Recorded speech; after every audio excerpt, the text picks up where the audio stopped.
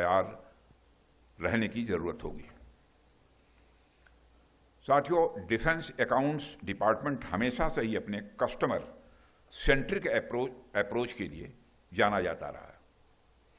सैनिकों और हमारे वेटरन्स का ध्यान रखने की जो जिम्मेदारी आपको दी गई है, उसका आपने हमेशा ईमानदारी के साथ आपने निर्वहन किया है। किया है का मतलब यह नहीं है कि नहीं कर रहे हैं, किया भी है, कर भी रहे हैं। और इस जिम्मेदारी को प्रभावी ढंग से निभाने के लिए आपने स्पर्श यानी सिस्टम फॉर पेंशन एडमिनिस्ट्रेशन रक्षा नामक एक पूर्णतः डिजिटल और पारदर्शी प्लेटफॉर्म भी डेवलप किया है।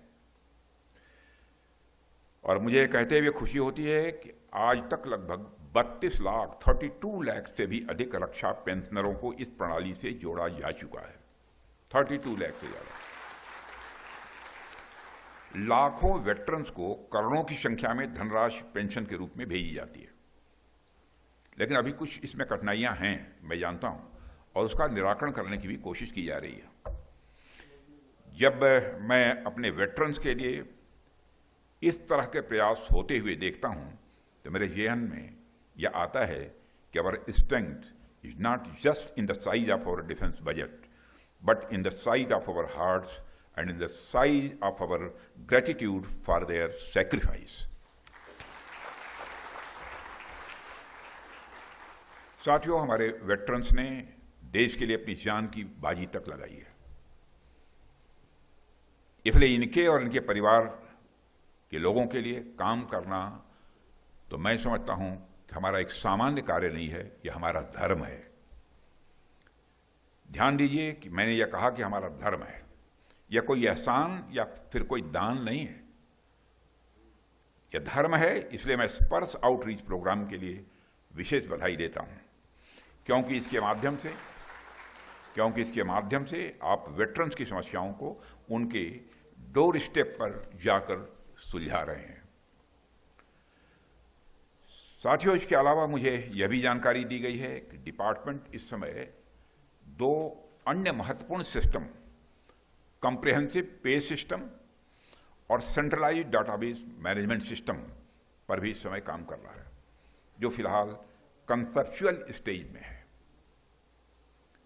ये सिस्टम मिलकर एक ऐसा इंटीग्रेटेड इकोसिस्टम तैयार करेंगे जो न केवल डिफेंस पर्सनल के वेतन और डाटा मैनेजमेंट को सिंप्लीफाई करेगा, बल्कि रियल टाइम इनसाइट्स और फास्ट डिसीजन मेकिंग को भी यह संभव बनाएगा। और साथियों, मुझे जानकर खुशी हुई है कि controller general of defence accounts और उनकी team defence finance and economics के क्षेत्र में एक विजन डॉक्यूमेंट और एक रोड मैप निर्धारित करने के लिए पूरी निष्ठा से प्रयासरत है। और मैं उनके इस पहल का स्वागत करता हूं और इसके लिए मैं बधाई भी देता हूं श्री बैंक शर्मा, उनकी पूरी टीम को। अब मेरी अपेक्षा है कि यह प्रयास केवल कागजों तक सीमित न रहे। मैं जानता हूं नहीं रहेगा, मैं कॉन्फिडेंट हूं, लेकिन मुझे कहना चाहिए इसलिए कह रहा हूं, बल्कि इसे निर्धारित, क्योंकि हमारी जिम्मेदारी यह है कि समय समय पर काशस करते रहना, जगाते रहना। काम करते करते कभी कभी थकावट भी आ जाती है, आंख बंद होने लगती है। तो कोई ना कोई चाहिए जो कि समय समय पर अलर्ट करता है।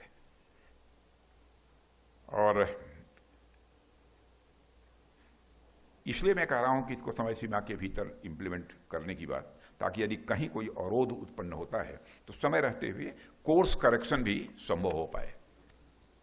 और मुझे पूरा विश्वास है कि डिपार्टमेंट अपनी डिजिटल ट्रांसफॉर्मेशन स्ट्रेटजी को एक प्रभावी और तेज डिसीजन सपोर्ट मैकेनिज्म के साथ अच्छी तरह अलाइन करेगा, जिससे एफिशिएंसी, ट्रांसपेरेंसी और रेस्पॉन्सिवनेस तीनों में वृद्धि देखने को मिलेगी। साथियों, आप सब जानते हैं कि रक्षा मंत्रालय का बजट देश में सबसे ज्यादा है और बढ़ता ही जा रहा है, आगे और बढ़ेगा।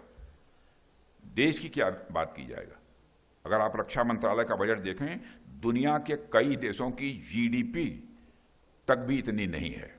कई देशों की जीडीपी इतनी नहीं है। जब देश की जनता की मेहनत की कमाई का एक बड़ा हिस्सा रक्षा मंत्रालय को मिलता है तो जाहिर सी बात है कि हमारी जिम्मेदारियां भी उसी अनुपात में बढ़ जाती हैं। अभी पिछले ही फाइनेंशियल ईयर में डिफेंस कैपिटल बजट का फुल यूटिलाइजेशन करने के लिए यानी डिफेंस सेक्रेटरी, CGDR, उनकी टीम को मैं बधाई देना चाहता हूं। फुल यूटिलाइजेशन हुआ है पूरे कैपिटल बजट का। साथ ही मैं उम्मीद भी करता हूं कि आप कैपिटल एक्सपेंडिचर को लगातार मॉनिटर करते रहेंगे और आगे भी इसका फुल यूटिलाइजेशन करने में निश्चित रूप से हमको कामयाबी मिलेगी, ऐसा मेरा पक्का विश्वास है। साथियों, आज जब आप सब इतने बड़े मंत्रालय के इतने बड़े बजट को संभाल रहे हैं तो मैं ये कहना चाहूंगा कि हमारा दृष्टिकोण केवल फाइनेंशियल ग्रोथ पर ही केंद्रित न रहे, बल्कि हमें इफेक्टिव ग्रोथ और एफिशिएंसी लेड ग्रोथ की ओर भी ध्यान देना होगा। हमारा डिफेंस एक्सपेंडिचर कुछ ऐसा होना चाहिए जिसमें सिर्फ हमारा बजट न बढ़े, बल्कि उस बजट का right deployment at the right time for the right objective भी उतना ही जरूरी हो। और यह जिम्मेदारी आप सब लोग निभाते हैं, निभाएंगे, मैं आश्वस्त हूं। साथियों, आज हमारे डिफेंस सेक्टर की ओर पूरी दुनिया की निगाहें हैं। ऑपरेशन सिंदूर के दौरान जो हमने शौर्य दिखाया है हमारे सेना के जवानों ने, जो हमें डोमेस्टिक इक्विपमेंट की क्षमता का प्रदर्शन किया है, उसके बाद हमारे इंडिजिनस प्रोडक्ट की ग्लोबल डिमांड और बढ़ रही है।